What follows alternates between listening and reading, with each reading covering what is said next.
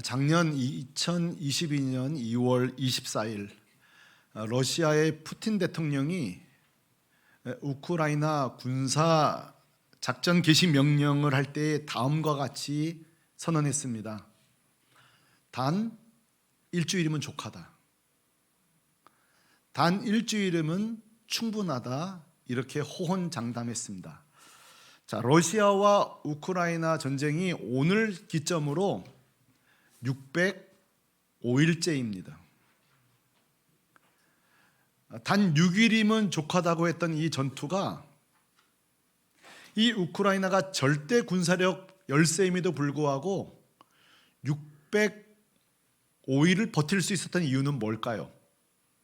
여러 가지 이유가 있을 테지만 군사 무기학자들의 견해입니다. 바로 이 무기 때문이라는 거예요. 여러분이 다 알고 있는 바로 드론입니다. 자, 이 드론은 원래 무기용은 아닙니다. 우리가 잘 아는 것처럼 촬영을 하고 어떤 사람은 취미로 하는 기계예요. 심지어 요즘은 피자를 딜리버리하는 도구로 상용화되었는데 이번 러시아 우크라이나 전쟁 때는 상상도 못할 강력한 무기로 진화하였습니다. 이 드론, 최첨단 무기를 장착한 드론이 러시아의 요새, 장갑차, 탱크 모든 곳을 격추시키면서 러시아를 무척 당혹시키고 있습니다. 자, 전쟁에 6일 만에 끝날 전쟁에 605일이 걸린 소위 이 전쟁의 상황과 판을 바꾸는 이게 바로 게임 체인저죠. 이게 바로 게임 체인저의 대표적인 예가 드론이에요. 자, 지난주 제가 말씀드렸던 게임 체인저의 정의가 기억나시나요? 제가 이렇게 말씀드려서 다시 한번 말씀드리죠. 경제, 군사 모든 일에서 엄청난 충격을 가할 정도의 혁신과 창의적 아이디어로 기존의 흐름이나 판도를 뒤바꿔 놓은 중요한 인물이나 사건, 제품 등을 이루는 말이에요. 그래서 제가 지난주에 증기기관을 소개했고 스마트폰, 테슬라 자동차, 핵무기 이런 것들이 뭐죠? 기존의 질서, 기존의 흐름을 완전히 바꾼 대표적인 게임 체인지들이에요. 자, 그러나 저는 설교를 이 이야기로만 끝내지 않았었습니다. 온 세상을 진정으로 바꾼 영적 게임 체인저는 저는 하나님이라고 여러분에게 소개했습니다. 그리고 오늘도 힘차게 제가 다시 소개하려고 해요. 자, 우리 하나님이 게임 체인저가 되려면 두 가지 조건이 필요합니다. 첫째, 하나님이 세상을 바꾸셔야 돼요. 자, 여러분 한번 질문해 봐야 돼요. 하나님은 세상에 무엇을 바꾸셨나? 게임 체인저의 특징은 혁신과 창의성과 충격을 줘야 돼요. 질문해 봅니다. 하나님은 도대체 이 세상에 어떤 충격을 줬고 혁신을 줬고 창의성을 줬는가? 이게 타당해야 하나님이 게임 체인저거든요. 여러분, 하나님이 우리에게 주신 충격이 무엇입니까? 확실한 충격을 주셨습니다. 여러분, 하나님의 충격이 뭐죠? 제가 정의합니다. 범죄한 우리를 영원히 사랑하신 것이 이것이 우리에게 충격입니다. 다시 한번요. 범죄한 인간을 영원히 사랑하시기로 했다는 게 이거보다 놀라운 충격이 어디 있습니까? 이것은 경험적으로 우리는 알고 있습니다. 예를 들어 보겠습니다. 사실 우리가 경험적으로 한번 생각해 보죠. 여러분, 지난주에 혹시 여러분의 마음을 상하게 하신 누군가가 있었습니까? 아니, 살아오면서 내 마음을 몹시 고통을 준 사람들 때문에 마음을 다친 경험을 해보신 적 있나요? 자, 묻겠습니다. 여러분, 그분들 요즘 연락하고 사세요? 다 연락 안 하실 거예요. 왜? 마음을 닫았으니까. 심지어는 마음만 다친 것이 아니라 꼴 보기 싫어서 아예 단절해 보신 분도 있습니다. 카톡 차단, 그 방에서 나와버리고. 자, 여러분 묻겠습니다. 누군가 나를 마음 상하게 했어요. 여러분 정직하게 대답하세요. 마음 열기 쉬워요, 어려워요? 어려워요. 이게 우리예요. 이게 우리의 꼬락선이에요. 조금만 내 감정을 건드려도 닫아버립니다. 그러다가 연락이 오면 겨우 못 이긴 채 이렇게 마음을 받아줄까? 여러분, 이게 인간이에요. 자, 경험적으로 이게 우리의 모습이에요. 여러분, 그러면 하나님은 어떠실까요? 우리 하나님이 우리의 죄 때문에 마음 상하셨어요. 구약에 보면 이스라엘 백성들 때문에 하나님 늘 마음이 상하십니다. 고통당하세요. 그때마다 우리는 누구가 나의 속상해 마음 열기 힘들면서 하나님은 우리를 무조건 받아줘야 될까요? 어떻게 생각하세요? 지난번 상담 프로그램을 또 보는데 엄마랑 애랑 보통 싸우는 게 아니에요. 근데 마지막에 애가 그러잖아. 엄마잖아. 엄마 좀 져주면 안 돼. 이래요. 엄마잖아. 난 그 방송을 보면서 내가 그랬어요. 엄마 문 닫나? 엄마도 속상할 때가 있지. 그래 안 그래? 엄마들이요. 그래 안 그래요? 엄마 문 마음 무조건 열어야 돼요? 엄마라고 맨날 져줘야 돼요? 엄마도 마음 상할 일 있고 엄마도 꼴보기 있을 때가 그래 안 그래 엄마들? 안 그러신가 보네. 그 방송 보면서 애가 그래요. 결국 엄마잖아. 엄마가 좀 져주면 어때?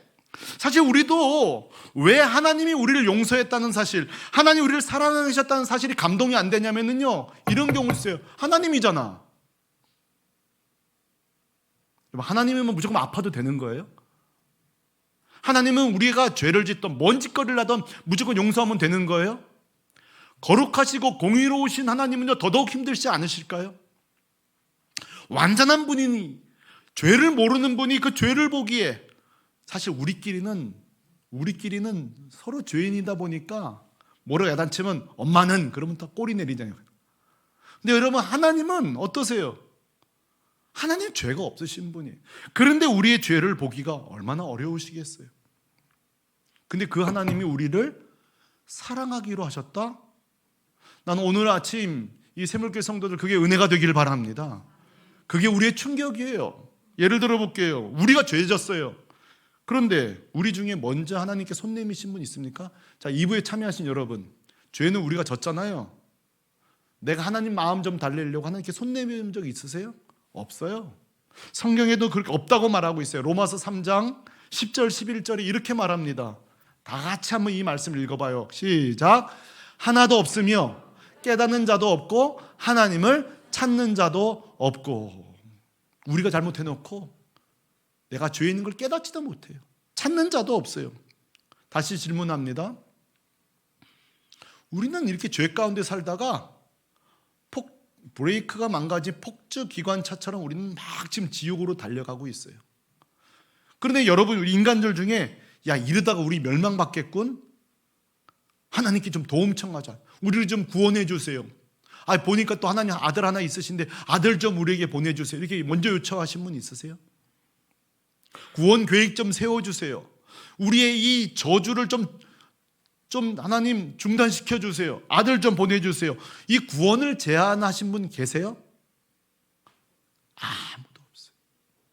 아무도 없어요. 우리는요, 내가 죄 있는 것도 몰라.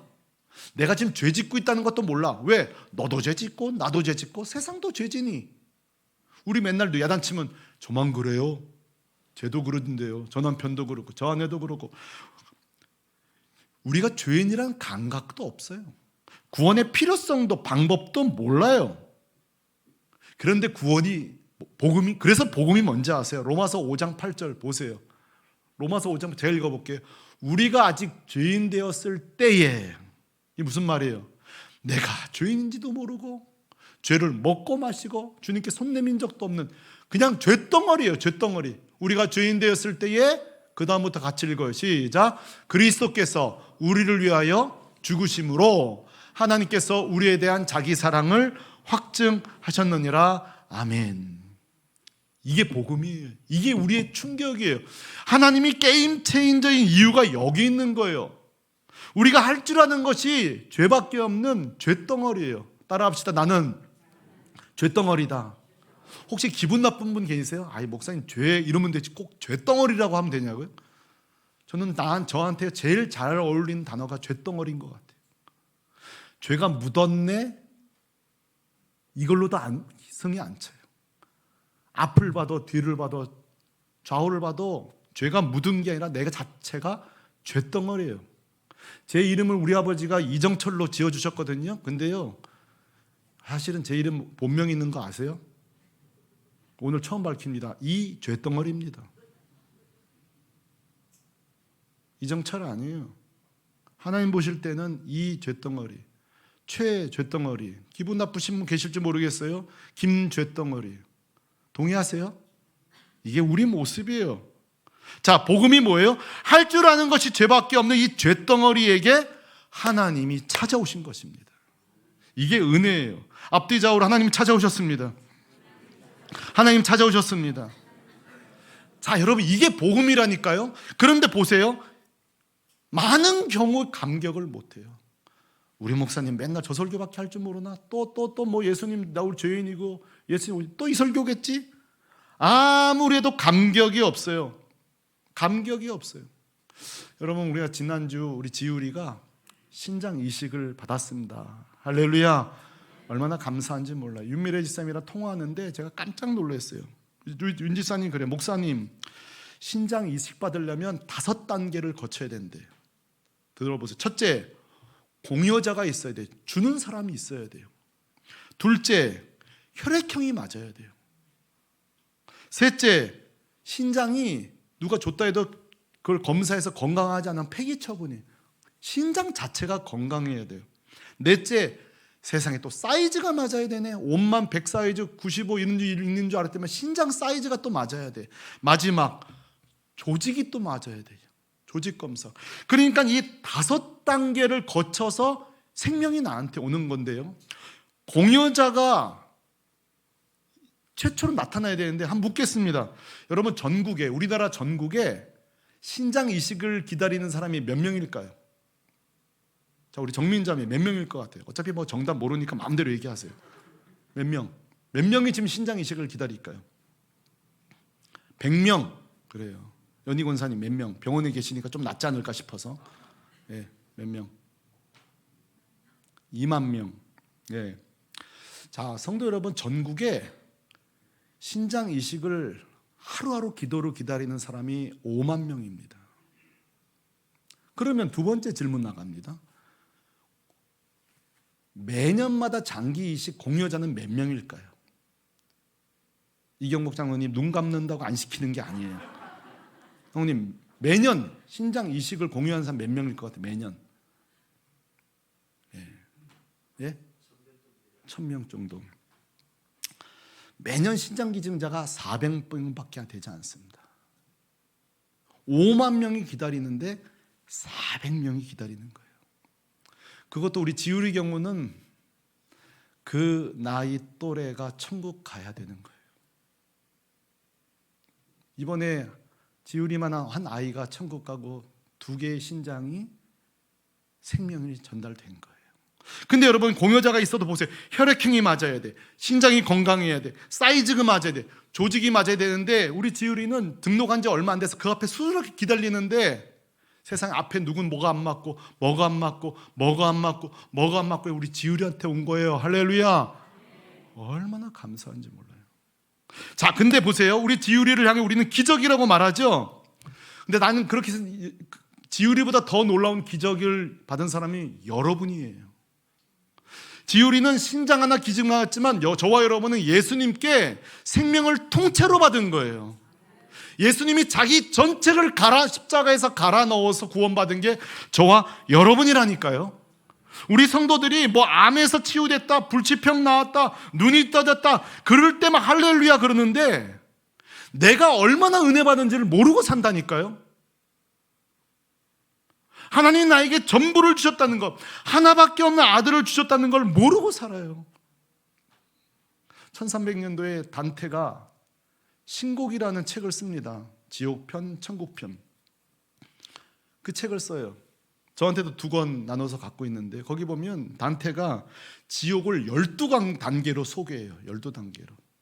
이렇게. 저 이제 그림으로, 책에는 원래 저 그림이 안 나고 누군가 이제 책을 읽고 묘사해 놓은 거예요. 우리가 죽으면 지옥의 단계에 간다는 거예요. 쭉. 누군가 이제 그래요. 오늘날 성도들이 어떻게 하면 구원의 감격이 살아날까 고민하다가 지옥 한 2박 3일 갔다 와야 된다는 거예요. 얼마나 처참한지를. 주님이 나를 위해 십자가 죽지 않는다면 내가 어떤 혁명을 받는지를 한 2박 3일 보고 와야 된다는 거예요. 저는 그렇게 해서 2박 3일도 필요 없어요. 문 앞에만 갔다 와도 정신 바짝 차릴 거예요. 안타까운 것은 오늘날 이 십자가 구원이 교회들마다 사라지고 있어요. 자, 오늘 이 아침에 우리 샘물교회 교회를 향하여서 말합니다. 우리 샘물교회 교회는 예수님의 대속의 은혜, 십자가 은혜, 구원의 은혜, 주님의 대속, 이것이 여러분의 가장 큰 감사가 되길 바랍니다. 할렐루야. 그럼에도 불구하고 제가 안타까운 것은 아직까지도 이 사실을 모르는 분들이 많아요. 이 주님이 나를 위해 십자가 지셨다는 사실, 내 죄가 속죄했다는 것을 모르는 분이 많아요. 어떤 분은 듣고도 여전히 어떤 분인지 아세요? 예수님이 내 죄를 다 사하셨는데도 아직까지도 행위로 구원받는 분들이 너무 많아요. 이런 분들이 이단들에게 넘어가는 거예요. 집사님 위해서 십자가 죽으셨다니까요. 아니에요. 예배도 그런 마음으로, 오늘 예배 드리면 내가 구원이 더 진일보하겠지? 천만에 그렇죠. 십자가에서 주님이 다 이루셨는데 여전히 자기 행위로 구원받는 분들이 있는데, 저는 그런 분들에게 꼭 해주고 싶은 한 가지 스토리가 있습니다. 제가 아주 오래전에 기독교 방송에서 들었던 한 사연입니다. 사연 내용은 이렇습니다. 길기 때문에 제가 그대로 읽어드리겠습니다. 목사님, 저는 온갖 더러운 죄와 방탕 가운데 살아온 자입니다. 날마다 죄 짓는 저 자신에게 실망하고, 잘 들으세요, 죄값을 치르기로 결심하고 무려 4번이나 자해를 했습니다. 손을 끄은 거예요. 그때마다 병원으로 실려와 부끄러운 생명을 연장해 오고 있습니다. 이게 지금 그 방송의 상담 내용이에요. 자, 이때 이야기를 들은 목사님이 이렇게 대답합니다. 젊은이, 먼저 칭찬할 것이 있네. 참 놀라운 것을 발견했군. 젊은이 자신이 실망할 때마다 죽도록 밉지? 맞네. 죄를 지은 사람은 누구나 반드시 죄값을 치러야 하고 하나님도 피를 요구하신다네. 자, 그 다음 얘기 중요해요. 그런데 말이야 젊은이, 그 피가 꼭 자네의 피일 필요가 없어. 다시 한번요. 젊은이, 그 피가 꼭 자네의 피일 필요가 없어. 왜냐하면 2000년 전 이미 예수 그리스도께서 자네를 위해 피 흘려 죽으셨거든. 그리고 이 목사님은 이렇게 마무리 짓니다. 그래도 내 말을 믿어지지 않아 자네는 또 자해하겠지. 그리고 피를 흘리겠지. 하지만 그 순간에 하나님 음성을 듣게, 하나님 말씀을 잊지 말게 따라하십시다. 예수의 피로 충분하다네. 따라하십시다. 예수의 피로 충분합니다. 오늘날 이 예수의 보혈을 믿지 못하고 자기 행위로 자기가 벌받을 잔장하여 주님 말합니다. 꼭 자네의 피일 필요는 없네. 예수 그리스도께서 2000년 전에 자네를 위해 피 흘리셨네. 다시 한번 따라하십시다. 예수의 피로 충분합니다. 자, 앞뒤 좌우로 예수의 피로 충분합니다. 예수님의 피로 게임 체인저. 우리의 죄는 완전히 게임이 체인지된 거예요. 자, 특별히 예수 그리스도의 십자가 죽으심이 우리의 구원의 문제도 완전히 해결하지만 또 하나 오늘 제가 소개하고 싶은 건 있습니다. 성도에게 있어서 이 십자가 감격이 왜 이렇게 중요한가? 왜 이렇게 중요한가? 단순히 죄 문제만 해결하는 것이 아니라 이 십자가의 감격이 또 중요한 이유가 있습니다. 그 이유는 뭐냐? 그 이유는 예수님의 삶은 우리의 길이기 때문에 그렇습니다. 따라합시다. 성도가 따라갈 길이다. 주님 우리에게 말씀하십니다. 내가 길이요 진리요 생명이니. 예수님은 우리 이 땅에 사시는 33년 동안 우리가 따라가고 걸어가야 될 모든 완전한 삶을 사셨습니다. 그래서 우리가 그 주님을 바라보고 그 십자가 은혜를 바라볼 때 우리는 감사와 감격과 소망과 특별히 겸손함으로 삽니다. 십자가를 바라보는데 교만한다 있을 수 없어요. 항상 우리는 십자가를 보면 내가 죽어야 되는데, 내가 지금 덤으로 살아있는데, 그렇죠? 겸손할 수밖에 없어요. 반대로 보세요. 여러분 자신에게 적용해 보세요. 우리가 십자가 은혜가 사라질 때 증세가 뭐냐면 원망, 구원 그거 당연히 받는 거지, 불평, 특히 제가 주목하는 건 교만. 자, 교만이, 이 십자가 은혜가 내 안에서 사라지면 반드시 드러나는 게 교만과 무기력증이에요. 자, 이 십자가 은혜가 사라졌을 때 나타나는 이것이 교만이라는 것을 대표적으로 보여주는 교회가 오늘 본문의 빌립보 교회예요. 오늘 말씀은 단순해요. 빌립보 교회는 바울의 가슴에 두 가지로 추억이 있습니다. 하나는 바울에게 기쁨을 줬고 하나는 걱정을 줬어요. 뭘 줬다고요? 기쁨과 걱정. 기쁨이라 함은 빌립보서 4장 15절에 보면 바울이 선교할 때에 바울을 도운 교회가 빌립보 교회밖에 없어요. 얼마나 큰 교회예요. 자, 여러분, 우리 교회도 지금 선교사 후원하고 있는데 지난 코로나 2년 동안에 어렵다고 우리 선교 중단하지 않았어요. 얼마나 감사한지 몰라요. 선교사 코로나 기간에 30%가 돌아왔어요. 후원교회가 중단됐으니까. 근데 빌립보 교회가 바로 그랬다는 거예요. 바울을 끝까지 후원했다는 거예요. 이게 기쁨이에요. 반대로 걱정도 줬어요. 바울이 빌립보 교회 보면 걱정이 됐어요. 그 이유는 4장 2절, 오늘 읽지 않았지만 다 같이 읽어봐요. 시작. 내가 유오디아를 권하고 순두기를 권하노니 주 안에서 같은 마음을 품으라. 아멘. 교회 안에 분쟁이 벌어졌어요. 그것도 개척 멤버인 리더 두 여성이. 저는 항상 그래요. 아이와 교회는 안 아프면 성장한다. 교회도 마찬가지. 안 아프면 성장해요. 근데 여러분, 이렇게 싸움이 나고 아프면 교회가 어떻게 되겠어요? 제가 오늘 말씀 보면서 참 인간관계라는 게 이 초대교회 때도 어려웠구나. 요즘요, 가정마다 인간관계가 얼마나 어려운 줄, 직장에서 어려움. 요즘 이렇게 가정들도, 건강한 가정이 요즘 점점 사라져요. 부부 사이도 너무너무 나빠져요. 제가 목회하면서 자기 배우자를 칭찬하고 자기 배우자를 존귀하게 여기는 사람 만나보기가 참 어려워요. 한 번은 자기 배우자를 칭찬하면서 이러더라고. 제 배우자는 내 인생의 로또래였고, 와, 어떻게 그러니까는 로또 절대 안 맞는데 자기랑. 그게 그 뜻이 아니더라고요. 내 인생의 로또라고 그래서 뭐 대박인데만 절대 안 맞아. 아무리 긁어봐야 안 맞는다는 거예요. 여러분, 우리가 지금 이렇게 살아가요. 근데 가정도 그런데 인간관계, 직장, 이번에 그 중앙일본과 직장 왜 옮기느냐 1등 샐러리 문제, 2등이 인간관계. 돈 아무리 많이 줘도 이 직장 다니기 싫다는 거예요. 그때나 지금이나 하여간 인간관계는 너무너무 어려워요. 자, 바울이 이 빌립보 교회를 보면서 누가 잘못했고 못했고 자잘못 가르치는데 시간을 쓰지 않습니다. 자, 오늘 집에 돌아가셔서 빌립보서를 좀 읽어보세요. 자잘못 따지는데 가르치지 않고 계속 반복적으로 이야기할 때 대안을 냅니다. 대안을. 원인 얘기하는 시간보다는 대안을 찾아요. 그게 뭐예요? 오늘 2장 5절 말씀이에요. 2장 5절 말씀. 빌립보서 2장 5절 다 같이 시작. 너희 안에 이 마음을 품으라. 곧 그리스도 예수의 마음이니. 자, 예수의 마음이 뭘까요? 그 뒤에 6절 7절이 나오는데 제가 읽어보겠습니다. 그는 근본 하나님의 본체시나 하나님과 동등됨을 취할 것으로 여기지 아니하시고, 7절은 같이 읽어야 되겠어요. 시작. 오히려 자기를 비워 종의 형체를 가지사 사람들과 같이 되셨고. 아멘. 이 싸움을 중단시키는 방법이 딱 하나예요. 예수님은 종으로 사셨는데 왜 주인 되려고 하느냐. 양쪽에다가 둘 다 얘기하는 거예요. 이거는 이쪽이 잘못했고 이쪽이 잘못했고, 그게 아니라 예수님은 종으로 사셨는데 왜 당신들은 주인 행세합니까? 이거예요.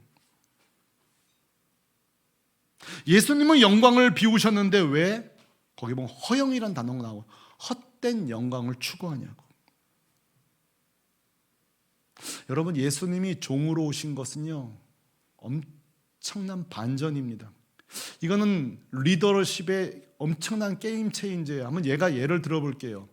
여러분, 한 사람이 어떤 무브먼트, 어떤 큰 계획을 세우고 운동을 한다면 그 일을 진행하는 앞에 선 사람이 왕으로서 일하는 게 편해요? 종으로서 일하는 게 유리해요? 이해하신 거 맞죠? 무슨 말인지?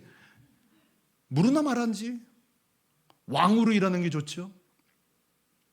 알렉산더 대왕이 나라를 통치하는 게 편해요? 한 병사, 군 이병이 통치하는 게 편해요? 물어보나만 하죠. 근데 예수님은 바보가 아닌데 종으로 시작하셨어요. 왕이 아니라 몫으로 시작하셨어요. 바보가 아닌 이상. 두 번째 질문이에요. 예수님이 사역할 때에 도심인 예루살렘에서 시작하는 게 좋아요? 이 총구석 나사렛에서 시작하는 게 좋아요? 물으나만 하죠. 근데 예수님은 총구석 나사렛에서 시작하셨어요. 자, 동역자들을 유명한 종교 지도자들과 함께 하는 게 좋아요? 어부들을 하는 게 좋아요? 물으나만 하죠. 여러분, 왜 예수님이 이렇게 시작하셨을까요? 완전히 예수님은 당시 모든 운동의 게임 체인저, 완전히 새로운 방식으로 일하셨다고요.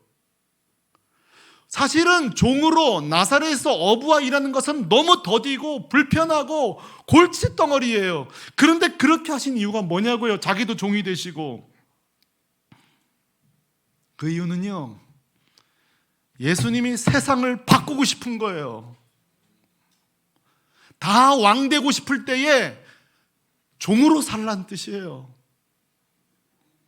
다 화려하고 휘황찬란한 예루살렘에 자기 깃발을 꽂고 싶을 때에 그저 나사렛 그곳에서 눈먼 자, 가난한 자, 병든 자 그 한 사람 손잡아주는 게 하나님 나라라는 거예요. 예수님은 지금 오늘 이 땅의 목사들이 어떻게 목회해야 되는지를 보여주고 계신 거예요. 저는 오늘 말씀을 보면서 예수님이 목회의 룰을 바꾸시고 계신데 나는 이 대한예수교 장로의 합동축 룰을 따라가고 있구나. 너무 누리고 있구나. 전 사실 저희 부친이 좀 못마땅했어요.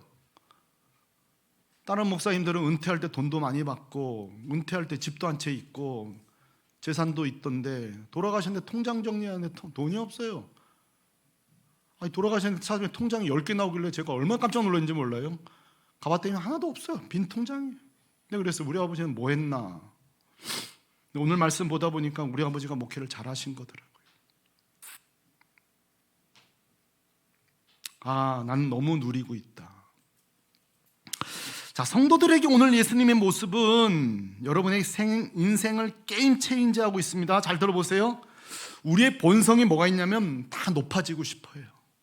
교회에서 칭찬받고 잘난 체 하고 싶고 누가 나의 욕하나, 누가 나한테 조금이라도 한마디 하나 하고 막 잡아먹을 준비하고 있어요. 몬스터들이 안에 막. 그때마다 여러분 종으로 오신 예수님을 기억하시기 바랍니다. 내가 과분하구나. 내가 이렇게 봉사했는데 우리 목사님 칭찬도 안 해주네. 제가 눈이 한 4개 되면 칭찬할 때 2개밖에 없다니까 이쪽 보면 여기를 또 못 보네. 제가 칭찬 못할 때도 있을 거예요. 그럴 때도 주님 보시길 바랍니다. 주님 알고 계시니까. 여러분 중에는 자존심이 센 분도 있을 거예요. 나는 먼저 인사하기 전에는 난 인사 안 하지. 이게 우리 가문의 수칙이야. 종으로 오신 예수님을 바라보시기 바랍니다. 나이는 또 제법 먹으면서도 또 끝까지 MZ라고 주장하시는 분들이 있어요. 제가 MZ라서 그래요. MZ세대라서. 종으로 오신 예수님을 기억하시기 바랍니다. 실제 우리의 인생, 우리의 교회 생활, 우리의 모습은 예수님이 룰을 바꿔놨는데 우리는 계속 세상의 룰을 따라가고 있는 거예요.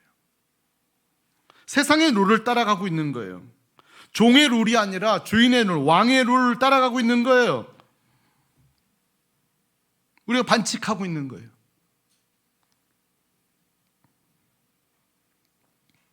사람의 모양으로 자기를 낮추사 죽기까지 복종하셨으니 십자가에 죽으심이라.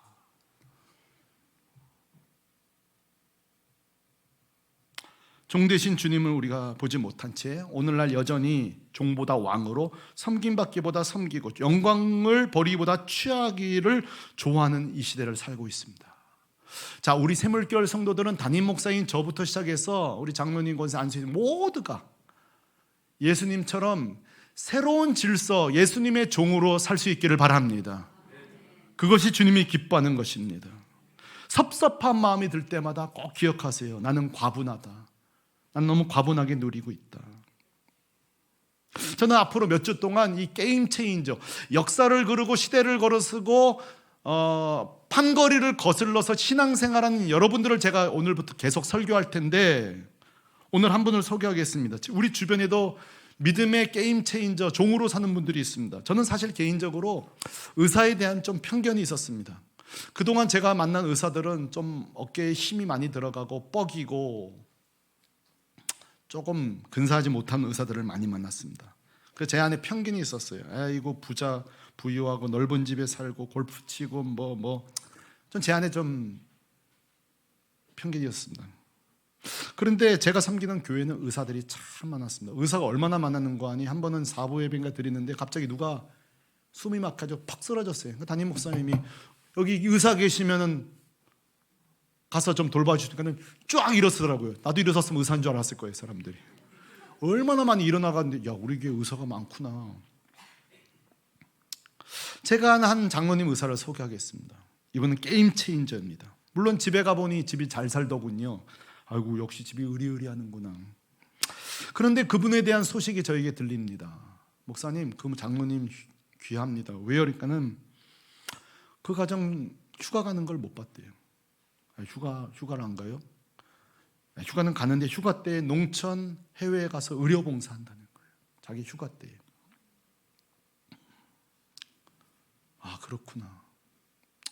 한 번은 자기 집에 저를 초대해요.